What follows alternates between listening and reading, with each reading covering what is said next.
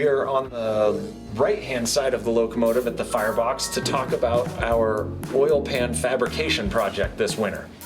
The oil pan will hang on a shelf that is attached to the mud ring of the firebox. The mud ring is a very thick piece of steel in the bottom of the firebox. That's what this rivet line is.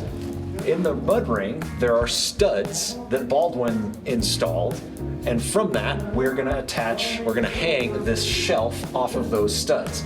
We in fact have the original Baldwin stud holes, which is an unusual taper and thread pattern, but ours are intact, so we are machining new studs to fit that. Currently, these are 3D printed just for testing in the front and the back, and then this is actually an original Baldwin stud that's still in good shape. We are currently making new ones. Once we do that, here is the shelf from the left-hand side of the locomotive. You can see this bolt pattern. It's the same on both sides.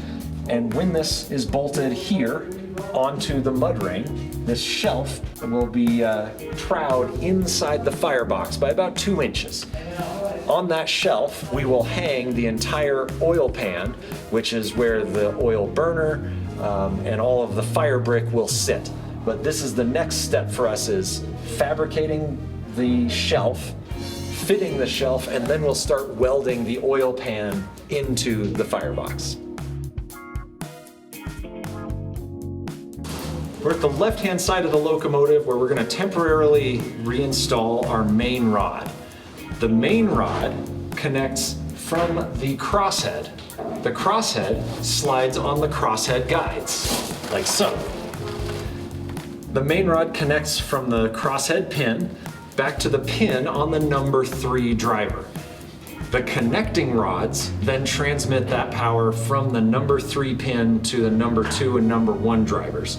So today we're gonna hoist this into place, mount that main rod so that we can take some measurements to produce the next parts that'll go on the locomotive. All right, Tim, go ahead and start lifting.